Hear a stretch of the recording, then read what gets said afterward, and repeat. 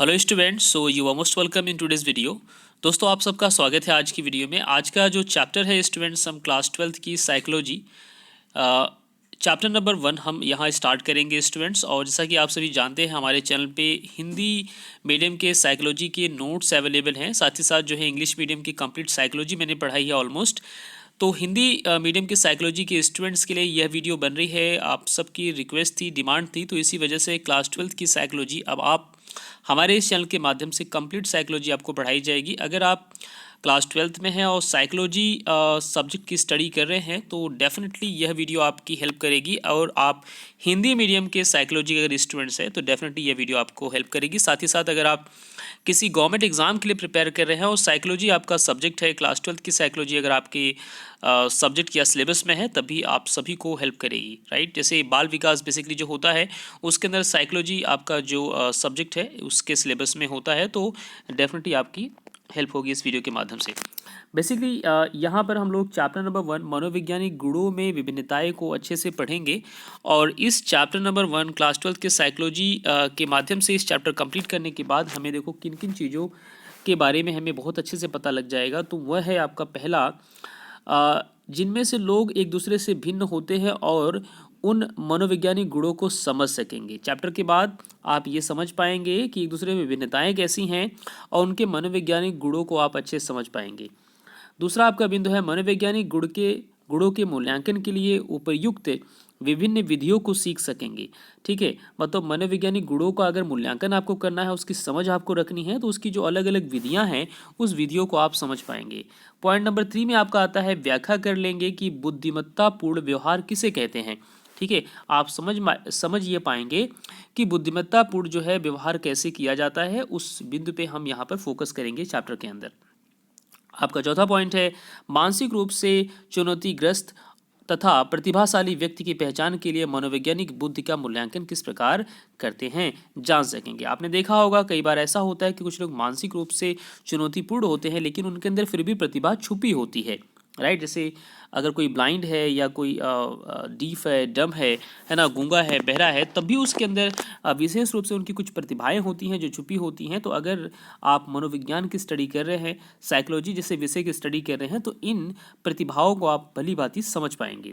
ठीक है, आपका नेक्स्ट जो पॉइंट आता है उसके अंदर भिन्न भिन्न संस्कृतियों में किस प्रकार बुद्धि का अर्थ भिन्न भिन्न होता है जान सकेंगे। ठीक है, तो ये चीज़ बहुत इंपॉर्टेंट है, मैं इस पर थोड़ा सा हाईलाइट करना चाहूँगा। दोस्तों, आप इस चीज़ को आपने अनुभव किया होगा कि बेसिकली हम लोग जो इंटेलिजेंस है, मतलब जो बुद्धिमान जिसे हिंदी में कहते हैं, उसकी परिभाषा हम लोग अलग अलग तरह से बनाते हैं। हम बुद्धिमान किसे कहते हैं? हो सकता है आप बुद्धिमान उसे मानते हो जिसकी मैथ्स बहुत अच्छी हो। आपके क्लास में कोई ऐसा बच्चा रहा हो 10th क्लास में, या जब तक आपने मैथ्स पढ़ी है अपने सिलेबस में, जब तक आपके पास मैथ्स थी, आपने देखा है वो किसी बच्चे की मैथ्स अगर बहुत अच्छी है तो वो बच्चा बुद्धिमान है आपकी नज़र में। लेकिन क्या ये सच्चाई है? बिल्कुल नहीं। आपको हो सकता है लगता हो कोई बच्चा अगर अच्छा बोल लेता है, अगर उस अच्छा वक्ता है, तो क्या वो बुद्धिमान है? बिल्कुल ये भी नहीं, है ना। तो कहने का मतलब क्या है कि बुद्धिमान जो होने की जो परिभाषा होती है वो अलग अलग व्यक्ति के लिए भिन्न भिन्न होती है। कुछ लोग कहेंगे एक व्यक्ति है जो बहुत सफल हो चुका है वो बुद्धिमान है। ठीक है, तो बुद्धिमत्ता या बुद्धि जो है अलग अलग संस्कृतियों में उसकी अलग अलग परिभाषा है। ठीक, तो उसको भी हम बहुत अच्छे से समझेंगे। उसके बाद आपका नेक्स्ट जो पॉइंट आता है, यहाँ पर बुद्धि तथा अभिक्षमता के विभेद को हम समझेंगे। ठीक है, तो अब हम चलते हैं आगे और इस चैप्टर का प्रॉपर जो है आपको स्टेप बाय स्टेप आपको गाइड करेंगे। तो सबसे पहला पॉइंट आपका आता है मानव प्रकार्यों में व्यक्तिगत विभिन्नताएं। तो दोस्तों, आपको ये दुनिया जो आपको दिख रही है आपके सराउंडिंग में, आपके पास पड़ोस में दुनिया बेसिकली कैसी है? ये दुनिया आपको भिन्न भिन्न आपको लोग दिख रहे होंगे, भिन्न भिन्न वनस्पतियां हैं, रंग बिरंगा संसार है, पूरी तरह से दुनिया क्या है, रंग बिरंगी है, मतलब विभिन्नताएं हैं, विभिन्नताएं आपको दिखती हैं। ठीक है, तो यहाँ पर इस विषय की शुरुआत, इस चैप्टर की शुरुआत इन्होंने कुछ इस तरह से की है कि विभिन्न प्रजाति के प्राणियों तथा किसी एक प्रजाति के प्राणियों में भी समान ढंग की व्यक्तिगत विभिन्नताएं पाई जाती हैं। जैसे आप और है हम, मतलब आप और मैं, हम दोनों ही मनुष्य जाति से हैं, लेकिन फिर भी हम दोनों के अंदर विभिन्नताएं हैं। ऑफ कोर्स विभिन्नताएं हैं, निश्चित रूप से विभिन्नताएं हैं। तो उसी चीज को ये समझा रहे हैं, उसी पर थोड़ा फोकस कर रहे हैं। विभिन्नताओं के कारण ही प्रकृति में आकर्षण सौंदर्य होता है। फिर अगली बात ये बता रहे हैं कि विभिन्नता अगर नहीं होगी तो इस प्रकृति के अंदर कोई सौंदर्य, कोई आकर्षण नहीं होगा। जरा आप सोच के देखिए कि अगर आपके चारों तरफ सब कुछ एक जैसे ही हो तो आपको कैसा लगेगा, ये दुनिया आपको कैसे लगेगी? निश्चित रूप से आप कहेंगे ये दुनिया आपको बिल्कुल बोरिंग या बिल्कुल जो है अच्छी नहीं लगेगी।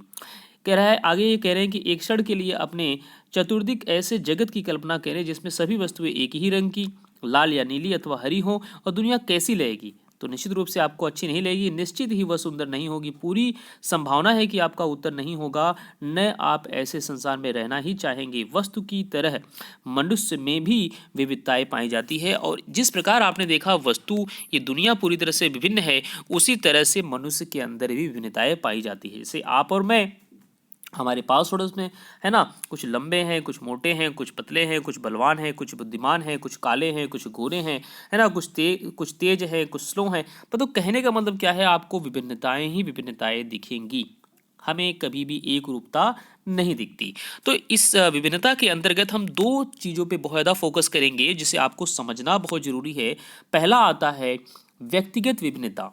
ठीक है, व्यक्तिगत विभिन्नता की अगर मैं बात करूं दोस्तों, तो आप इस तरह समझिए कि आपकी जो क्लास है, आपके क्लास में जितने भी स्टूडेंट्स हैं, आपको क्या लगता है कि अगर एक्स नाम का जो बच्चा है उसकी मैथ्स बहुत अच्छी है, तो वाई नाम का जो बच्चा है वो अच्छा हो सकता है, बहुत वक्ता हो, उसकी मैथ्स में इंटरेस्ट नहीं लेकिन बहुत अच्छा वक्ता है। तो ये विभिन्नता आपको दिख गई। हो सकता है जेड नाम का जो बच्चा हो, वक्ता भी ना हो, उसकी मैथ्स भी अच्छी नहीं हो, लेकिन हो सकता है अच्छा लेखक हो, वो लिख अच्छा सकता है या गा अच्छा सकता है, तो या उसकी उसकी कलाकारी बहुत अच्छी है, उसकी कला बहुत अच्छी है। ठीक है, तो कहने का मतलब क्या है कि आपको एक रूपता नहीं दिखती, उसके अंदर विभिन्नता आपको मिलती ही है।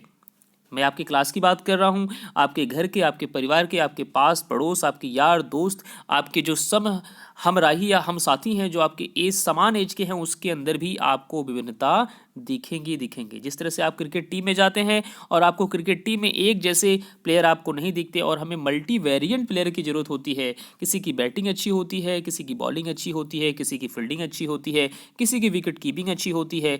तो विभिन्नता की ज़रूरत कहीं ना कहीं हमें पड़ती है और होनी भी चाहिए। ठीक है, तो उसी चीज को यहाँ पर समझा रहे हैं कि व्यक्तिगत विभिन्नता मतलब इंडिविजुअल, जिसे डिफरेंस कहते हैं, का अध्ययन कहा जाता है। मनोवैज्ञानिक के लिए व्यक्तिगत विभिन्नता का अर्थ व्यक्तियों की विशेषताओं तथा व्यवहार के स्वरूपों में पाए जाने वाला वैशिष्ट्य तथा विचरणशीलता है। आप सब समझ चुके होंगे, यहाँ पर सीधा सीधा उन्होंने कहा है कि भाई व्यक्ति के अंदर जो विशेषता होती है, उनका व्यवहार, उनके स्वरूपों में पाए जाने वाले वैशिष्ट्य मतलब कुछ स्पेशलाइजेशन होता है। ऐसे मेरे अंदर भी कुछ स्पेशलाइजेशन है। साइकोलॉजी, आपको वास्तविकता बताऊं, साइकोलॉजी मेरा सब्जेक्ट नहीं है, लेकिन ये मेरी विभिन्नता है, मुझे साइकोलॉजी पढ़ाना और पढ़ना पसंद है। ठीक, मेरा जो विषय है वो फिजिक्स है, मुझे फिजिक्स ही बहुत ज़्यादा पसंद है, और फिजिक्स पसंद होने के साथ मुझे मैथ्स बहुत ज़्यादा पसंद है। फिर आप कह सकते हैं सर आपको साइकोलॉजी कैसे किस तरह से पसंद आ गई? निश्चित रूप से साइकोलॉजी भी एक तरह की साइंस है। अगर ध्यान से देखा जाए तो साइकोलॉजी हम पढ़ते क्या है? साइकोलॉजी में हम अपने ही विषय के बारे में पढ़ते हैं, अपने खुद के बौद्धिक विकास, अपने व्यवहार, अपने बिहेवियर, हम इन्हीं गुणों की विशेषता और इन्हीं गुणों के बारे में पूरी तरह से स्टडी करते हैं, है ना। तो इसलिए मुझे साइकोलॉजी पसंद है। और कोई भी सब्जेक्ट आप पसंद नापसंद नहीं कर सकते दोस्तों, सारे सब्जेक्ट पसंदीदा होने चाहिए। और रही बात अपने अपने इंटरेस्ट की, तो वो बात तो थोड़ा हो जाती है। लेकिन जो भी हम पढ़ते हैं दोस्तों, आप एक चीज़ और ध्यान सुन लीजिए, जो भी हम पढ़ते हैं, हम जो कुछ भी पढ़ते हैं, चाहे साइंस पढ़े, मैथ्स पढ़े, हिस्ट्री, ज्योग्राफी, सिविक्स या साइकोलॉजी, इंग्लिश पढ़े, चाहे जो भी पढ़े, हम अपने ही आसपास माहौल, अपने व्यवहार, इन्हीं गुणों के विशेषताओं का अध्ययन करते हैं। जिस तरह से साइकोलॉजी हम लोग पढ़ रहे हैं, है ना, मनोविज्ञान पढ़ रहे हैं, इसके अंदर मानव जो विविधता है या जो मानव व्यवहार है, मानव गुणों की विशेषता, मानव बौद्धिक विशेषता, है ना, उसी को हम पूरे साइकोलॉजी, चाहे आप 11वीं क्लास की साइकोलॉजी पढ़ें, 12th क्लास की पढ़े, बीए की पढ़ें, एमए की पढ़े, हम उसी पे रिसर्च करते रहेंगे। ठीक, तो कुल मिला के पढ़ाई क्या है, ज्ञान क्या है, एक तरह से इंफॉर्मेशन का आदान प्रदान सिर्फ नहीं है, उसमें आपको समझ डाल के आपको ये समझने की कोशिश करना चाहिए कि हम जो चीज़ पढ़ रहे हैं वो क्यों पढ़ रहे हैं, उसका उद्देश्य क्या है। तो उसी चीज़ को यहाँ पर हम आगे लेंगे। तो जैसा कि आपने देखा कि सबसे पहला आपका पॉइंट आया है व्यक्तिगत विभिन्नता। तो निश्चित रूप से व्यक्तिगत विभिन्नता है। हो सकता है आपके पापा के अंदर और आपके मम्मी के अंदर, दोनों के अंदर विभिन्नता 100% होगी, है ना। कुछ न कुछ बहुत ज़्यादा अच्छी चीज़ें आपकी मम्मी के अंदर हो सकता है, कुछ अच्छाई आपके पापा के अंदर होगी, है ना। मतलब अच्छाइयाँ तो बहुत सारी होंगी, लेकिन कुछ न कुछ विभिन्नता हमेशा रहेंगी, राइट दोस्तों। सो आगे चलते हैं। उसके बाद इन्होंने कहा है स्थितवाद। तो स्थितवाद की बात अगर हम इसको कहें, जैसे इंग्लिश में सिचुनिज्म कहते हैं, तो सिचुनिज्म बेसिकली क्या होता है, इसे कहते हैं स्थितवाद। स्थितवाद कहने का मतलब जैसे माहौल में हम होते हैं, उस माहौल के अकॉर्डिंगली हमारा जो व्यवहार है होता है वो कहीं ना कहीं बदल जाता है या परिवर्तित हो जाता है, राइट। जैसे हो सकता है आप मेरी वीडियो बिहार से देख रहे हो सकता है यूपी से देख रहे हो सकता है दिल्ली से देख रहे हो सकता है पंजाब से देख रहे हो सकता है हरियाणा से देख रहे हो। तो आप सबके अलग अलग स्थानों की अलग अलग भाषा है, ठीक है। लेकिन अगर मान लेते आप हरियाणा से देख रहे हैं और कोई बिहार का बंदा आपके हरियाणा में पहुंचा, तो आपको बिहार का बंदा जो हमारे हमारे देश का एक मतलब स्थान है, आपको क्या लगता है, कई बार ऐसा लगता है अरे यार इनकी भाषा कैसी है। और कई बार कुछ हरियाणवी लोग ऐसे होते हैं जो बिहार संस्कृति या उनकी भाषा को मजाक भी बनाते हैं, जो कि सही नहीं है, ठीक है। ये समझ का फेर है दोस्तों। अगर वही हरियाणवी अगर बिहार चला जाए तो उसकी अक्कड़ भाषा बड़ी अजीब लगती है, ठीक। तो कहने का मतलब क्या है, लेकिन जब एक दूसरे से तालमेल बनता है, अगर मान लो बिहार का जो बंदा है वो हरियाणा रहने लगता है, तो आने वाले कुछ समय अंतरालों में उसकी भाषा जो है निश्चित रूप से उस स्थितवाद होने की वजह से उसकी भाषा बदल जाएगी। उसकी भाषा के कुछ शब्द जरूर बदल जाएंगे, अगर पूरी भाषा नहीं बदलेगी तो कहने का मतलब यहाँ पर दोस्तों इन्होंने बताया है, कुछ मनोवैज्ञानिक ये विश्वास करते हैं कि हमारे व्यवहार हमारे व्यक्तिगत विशेषता से प्रभावित होते हैं, ठीक है। जबकि कुछ दूसरे मनोवैज्ञानिक का विचार यह है कि हमारे व्यवहार स्थित परक कारकों से अधिक निर्धारित होते हैं। स्थित परक कारक का मतलब ये होता है कि अगर मान लेते हैं कि आप जिस माहौल में रह रहे हैं उस माहौल में अंग्रेजी ज़्यादा बोली जाती है, तो निश्चित रूप से आप अंग्रेजी से प्रभावित हो जाएंगे। दैट्स मीन कि आप इंग्लिश से इंस्पायर हो जाएंगे, ठीक।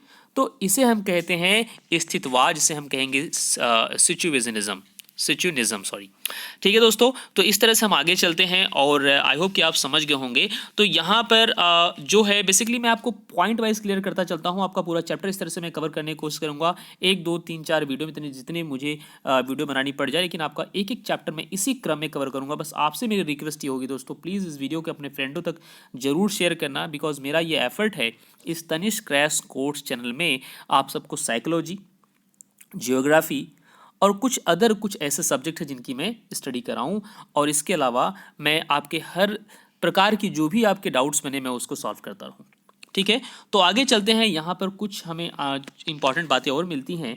इन्होंने कहा है कि व्यक्तित्व के भिन्न भिन्न विशेषकों को रखने वाले लोग का व्यवहार लगभग समान होता है, राइट। देखो इनकी बात समझने की कोशिश कीजिए। व्यक्तित्व का मतलब इसे इंग्लिश में पर्सनालिटी कहते हैं। कह रहा है व्यक्तित्व के भिन्न भिन्न विशेषकों को रखने वाले लोगों का व्यवहार लगभग समान होता है, ठीक। मतलब ये कि जिस भी व्यक्तित्व का इंसान है उसकी पर्सनालिटी जिस भी तरह की है, उसका व्यक्तित्व जिस प्रकार का भी है, ठीक है, फिर भी क्या है, उसके अंदर समानता, उसका व्यवहार जो होता है वो समान होता है। जैसे मैं उदाहरण के तौर पे आपको समझाना चाहूँगा कि मान लेते हैं कि कोई एक व्यक्ति है जो बहुत ज़्यादा गर्मजोशी व्यवहार का है, मतलब उसका जो व्यक्तित्व है बहुत गर्मजोशी, मतलब गुस्सैल है बहुत ज़्यादा, है ना, हाई टेम्पर्ड है वो। लेकिन उस सेम व्यक्ति की क्या हालत होती है जब अपने बॉस के सामने होता है, जरा बताइए। वो जो बहुत गुस्सा वाला व्यक्ति है जब अपने बॉस के सामने होता है तो नम्र रहता है, क्यों? क्योंकि ये भी उसका व्यवहार है, ठीक है। तो ऐसा इसलिए हमें देखने को मिला बिकॉज उसकी स्थिति उस टाइम कैसी है, उसकी स्थिति उस टाइम ऐसी है कि उसके सामने उसका बॉस है, तो उस बॉस की वजह से उसकी जो स्थिति है बॉस की वजह से वो प्रभावित है, ठीक है दोस्तों। तो इसी वजह से हम यहाँ पर समझ पा रहे हैं कि व्यक्तित्व के भिन्न भिन्न विशेषकों को रखने वाले लोग का व्यवहार लगभग समान होता है। स्थितवाद परिप्रेक्ष्य मनुष्य के व्यवहार को बाह्य और आंतरिक कारकों के अंतःक्रिया का परिणाम माना जाता है। तो कहने का मतलब जो स्थितवाद है बेसिकली वो आपके अंदर और बाहर दोनों तरह का परिणाम होता है। जैसे आपको गुस्सा बहुत आता है लेकिन आप ऐसे माहौल में हो, है ना, जैसे मान लेते हैं आपको बहुत ज़्यादा गुस्सा आता है लेकिन आपको पुलिस पकड़ ली है, तो क्या आप पुलिस को मानने लगोगे? अगर आपके पास थोड़ा सा भी दिमाग होगा तो पुलिस से आप नहीं टकराओगे, बिकॉज आपको पता है कि उसके बाद क्या असर होगा आपका, ठीक। तो उसी तरह से वहाँ पर आपको कंट्रोल करना पड़ेगा, सब कुछ जानते समझते होने के बावजूद, तो इसे कहते हैं स्थितवाद की कंडीशन। ठीक है दोस्तों, तो आगे चलते हैं। उम्मीद करता हूँ आप सभी समझ रहे होंगे। नेक्स्ट आपका पॉइंट आता है मनोवैज्ञानिक गुणों का मूल्यांकन।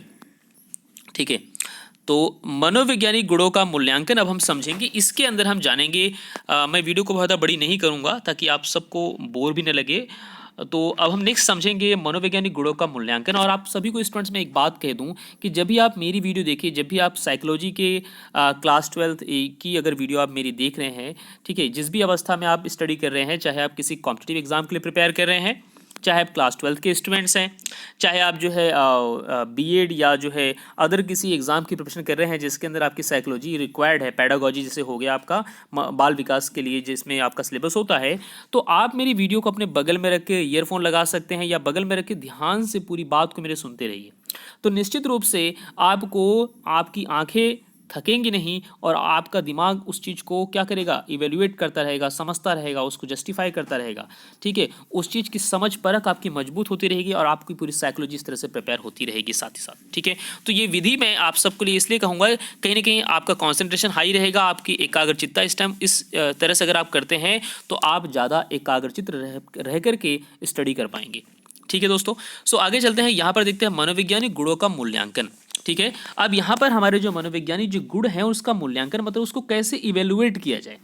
ठीक, तो यहाँ जरा इनकी बात समझिए। कह रहा है व्यक्ति के मनोवैज्ञानिक गुणों का संबंध बहुत सरल घटना जैसे किसी उद्दीपक के प्रति अनुक्रिया करने में लगने वाला समय अर्थात प्रतिक्रिया काल से भी होता है। ठीक है, बहुत अधिक व्यापक या संप्रत्यय जैसे प्रसन्नता से भी होता है। मापन करने योग्य समस्त मनोवैज्ञानिक गुणों को परिभाषित करना और उनकी सूची बना पाना एक कठिन कार्य है। अब इनकी बात जरा समझिए। ये यही कहना चाह रहे हैं कि व्यक्ति के मनोवैज्ञानिक गुणों का संबंध बहुत सरल घटना जैसे उद्दीपक के प्रति अनुक्रिया करने में लगने वाला समय अर्थात प्रतिक्रिया काल से भी होता है। इसे मान लेते हैं फॉर एग्जाम्पल, अगर आप जो है गाना बहुत पसंद करते हैं और आप एक पर्टिकुलर फिल्म के पर्टिकुलर गाना को ज़्यादा पसंद करते हैं और आपको वो गाना गुनगुनाता हुआ कोई कहीं से आपको सुनाई दे दिया, या जो है आपके पड़ोस में अगल बगल में कहीं वो गाना अगर चलता हुआ आपको सुनाई दिया, तुरंत आप किसी भी हालत में रहेंगे, आपका दिमाग तुरंत जो है आपका जो एकाग्रचित्ता जो है आपका जो कंसंट्रेशन है तुरंत वहाँ चला जाएगा और आप प्रसन्न अंदर से उस गाने को हो सकता है गुनगुनाने लगे या अंदर से थोड़ी प्रसन्नता महसूस करने लगे। ऐसा क्यों होता है? ऐसा इसी वजह से होता है क्योंकि आप उसके प्रति उद्दीपक हो, है ना, उसके प्रति क्या हो, उद्दीपक हो, मतलब एक्साइटेड हो उसके प्रति कि आपको उसकी आवाज़ सुनते ही आप जो है अंदर से थोड़ा सा आपके अंदर बदलाव आ गया। ठीक, तो उसको इस तरह समझा रहे हैं। कह रहा है किसी मनोवैज्ञानिक गुणों को समझने का पहला चरण उसका मूल्यांकन, असेसमेंट जिसे इंग्लिश में कहेंगे, करना है ना। जैसे कहने का मतलब इनका ये है, अगर किसी भी मनोवैज्ञानिक अगर गुण को हम समझना चाह रहे हैं तो उसकी शुरुआत जो होती है हम उसको पहले एसेस करें, है ना, मतलब उसका मूल्यांकन करें, उसको हम इवेल्युएट करें, उसको वैल्यू पॉइंट उसको दें हम। अब आगे के चल के उसको हम अच्छे से समझेंगे। कह रहा मूल्यांकन करने का अर्थ व्यक्ति के मनोवैज्ञानिक गुणों का मापन करने से है। ठीक है, मतलब जो भी मनोवैज्ञानिक गुण हैं, जैसे मान लेते हैं कोई बच्चा है, आप ये देखना चाह रहे हैं इस बच्चे की मैथ्स कितनी अच्छी है या इस बच्चे का व्यवहार कितना अच्छा है, तो आप ऑब्जर्व करें, उस बच्चे को थोड़ा सा टाइम दें, है ना, उस बच्चे को थोड़ा ध्यान से देखें, तो ऑटोमेटिकली उस बच्चे के व्यवहार के बारे में आपको कुछ न कुछ पता चलता चला जाएगा। ठीक, तो वही ये कह रहे हैं मनोवैज्ञानिक गुणों को मापन करने से मापन के अंतर्गत व्यक्ति के गुणों की तुलना करने की उनकी मानक विधियां अपनाई जाती हैं। अनेक मानक विधियां अपनाई जाती हैं। किसी व्यक्ति में किसी गुण की उपस्थिति तभी स्वीकार की जाती है जब उस गुण का किसी वैज्ञानिक विधि से मापन किया जा सके। जैसे मान लेते हैं कोई बच्चा, आपके पास ए नाम का बच्चा है और ये देखना चाह रहे हैं कि ए बच्चे का जो व्यवहार है बहुत अच्छा है या ए बच्चे की मैथ्स बहुत अच्छी है या साइकोलॉजी बहुत अच्छी, तो कैसे आप मापेंगे? निश्चित रूप से आप उससे प्रश्न करेंगे। ठीक है, कोई व्यवहारिक प्रश्न करेंगे, कोई मैथमेटिकल क्वेश्चन करेंगे या कोई साइकोलॉजिकल क्वेश्चन करेंगे। अगर आपके प्रश्नों का सटीक जवाब देता है और तर्कपूर्ण ढंग से, तो आप समझ जाएंगे, क्योंकि ये वैज्ञानिक तरीका है। वैज्ञानिक तरीका क्या होता है? वैज्ञानिक तरीका मतलब जब किसी बात को अगर क्रमबद्ध रूप से हम प्रस्तुत करते हैं तो उसे ही वैज्ञानिक तरीका कहते हैं। ठीक है, तो वही चीज़ आपको यहाँ समझाने की कोशिश कर रहे हैं। उदाहरण के लिए हम ये कह रहे हैं कि जब हम कहते हैं कि हरीश एक प्रभावी व्यक्ति है, तो बेसिकली हरीश प्रभावी व्यक्ति कहने का मतलब क्या? अगर मैं इसी बच्चे को बोलूँ, जिस बच्चे का चित्र मैं यहाँ बना के आपको दिखा रहा हूँ, अगर मैं बोलूँ ये बच्चा बहुत होनहार है, तो इससे आपको क्या पता लगा? इससे आपको ये पता लगा ये बच्चा होनहार नहीं है, बच्चे के अंदर जो उसकी प्रॉपर्टी है, जो उसके एलिमेंट है, उसकी कुछ ऐसी चीज़ें हैं उसके अंदर, उसके संस्कार कुछ ऐसे हैं जो कहीं ना कहीं प्रभावित हमें कर रहे हैं, वो कुछ ऐसा कर दिखाता है। ठीक है दोस्तों, तो यही है, इसे कहते हैं मूल्यांकन करना, इवेल्युएशन करना। कह रहा है तो हम हरीश में प्रभाविता होने की मात्रा संकेत करते हैं। अगर मैं बोलूं कि ए नाम का बच्चा बी नाम के बच्चे से कमजोर है, तो इससे आपको बी नाम के बच्चे के बारे में क्या पता लगा? बी नाम के बच्चे के बारे में ये पता लगा कहीं ना कहीं अगर ये 10 है तो ये 12 है, अगर ये 15 है तो ये 17 है। ठीक, तो आपको एक हल्का सा चेंजेस पता लग गया। ठीक है, तो यहाँ पर उसी चीज़ को हम यहाँ पर दोस्तों समझ रहे हैं और कर रहे हैं।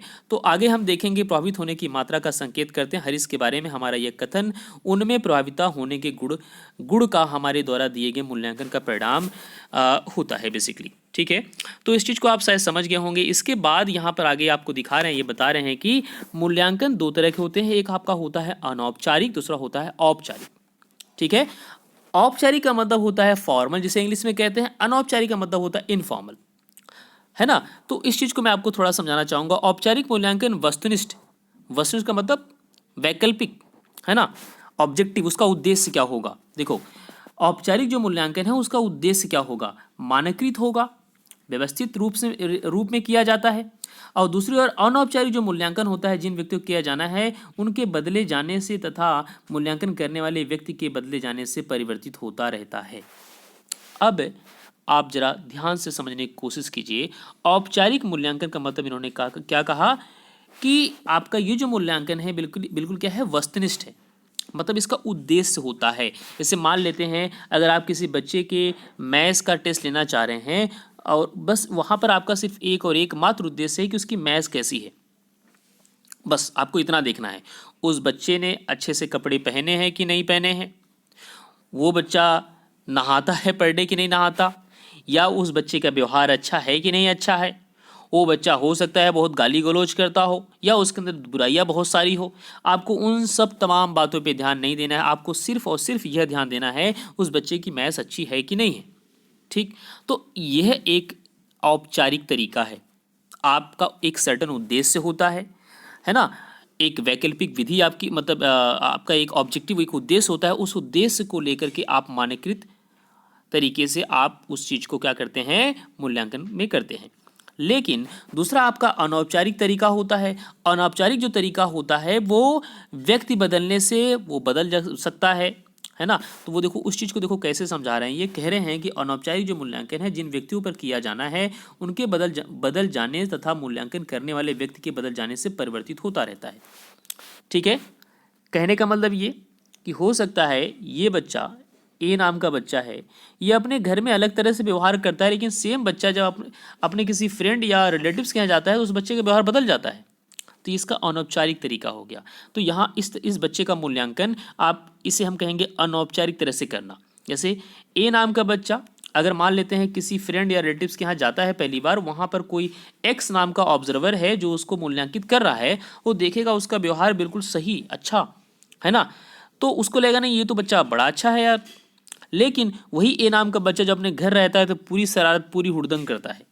और जब बच्चे की मम्मी आकर कंप्लेन करती है कि नहीं सर आपने कैसे ऑब्जर्व किया, ये तो बच्चा बिल्कुल शरारती है, हमारे यहाँ बहुत परेशान करता है हमें, तो आप क्या कहोगे? आप यही कहोगे नहीं वो तो बच्चा बड़ा अच्छा था, शांत स्वभाव का बच्चा, बहुत अच्छा बच्चा था, है ना। बिकॉज यहाँ पर इसके वजह से ऐसा हुआ है क्योंकि आपने अनौपचारिक तरीके से उसका मूल्यांकन किया है और वो बच्चा स्थान और व्यक्ति बदलने की वजह से उसका जो है व्यवहार बदलेगा। ठीक है दोस्तों, तो मैं उम्मीद करता हूं कि आप सभी को किसी तरह की कन्फ्यूजन या डाउट नहीं होगा। और आज हमने इन्हीं चीज़ों को पढ़ा है, समझा है, तो आज की वीडियो मैं यहीं स्टॉप करूंगा, वीडियो ज़्यादा बड़ी नहीं करूंगा। और इस चीज़ को मैंने आपको अच्छे से समझा दिया, उसी का आगे और जो है डिस्कशन आगे दे रखा है। कह रहा मूल्यांकन कर सकते हैं व्यक्ति की योग्यता, व्यवहार तथा व्यक्ति के गुणों के मनोवैज्ञानिक मापन से व्यवस्थित परीक्षण की विधियों का उपयोग किया जाना है यहाँ पर। तो शायद आप सबको यहाँ तक, जहाँ तक मैंने पढ़ाया अब तक कोई डाउट नहीं होना चाहिए। नेक्स्ट जो अपनी वीडियो बनेगी, देखो वीडियो बहुत ज़्यादा लंबी हो जाती है, मैं नहीं चाहूँगा वीडियो बहुत लंबी हो, और इसी तरह से क्रमबद्ध रूप से मैं आपकी वीडियो कंप्लीट करूँगा। तो अगली जो आपकी वीडियो बनेगी जिसके अंदर हम बात करेंगे मनोवैज्ञानिक गुणों के कुछ क्षेत्र, जिसको हम लेके स्टडी करेंगे। और आप सबसे एक बात मैं और कहना चाहूँगा दोस्तों कि जैसे हमारा ये चैप्टर कवर हो जाता है, ठीक ठीक है, साइकोलॉजी से हमारा चैप्टर कवर हो जाता है, तो मैं एक सिंगल वीडियो में पूरा साइकोलॉजी, एक बड़ी वीडियो बनाऊंगा, मतलब बड़ी इन द सेंस बहुत बड़ी नहीं, 1 घंटे के कम की वीडियो बनाऊंगा, उसके अंदर पूरा चैप्टर में एक नोट्स की फॉर्म में कवर करूंगा, की नोट्स की फॉर्म में। ये आपका एक सिस्टमेटिक ऑर्डर में बना रहा हूँ ताकि आपका मतलब पूरी तरह से आपका चैप्टर प्रिपेयर हो जाए। ठीक है, समय लगेगा लेकिन निश्चित रूप से आपकी साइकोलॉजी सुधर जाएगी, अच्छी हो जाएगी। ओके फ्रेंड, सो उम्मीद करता हूँ आप सभी को वीडियो पसंद आई है। किसी प्रकार डाउट कन्फ्यूजन अगर आपको हो तो आप हमसे शेयर कर सकते हैं, हमसे पूछ सकते हैं, हमें बता सकते हैं। हमने किया है क्लास 12 की हिंदी मीडियम की साइकोलॉजी, एक प्रकार की हिंदी नोट्स आप कह सकते हैं, जो मैं आपको प्रोवाइड कर रहा हूँ। ठीक है दोस्तों, so till then take care and thank you so much.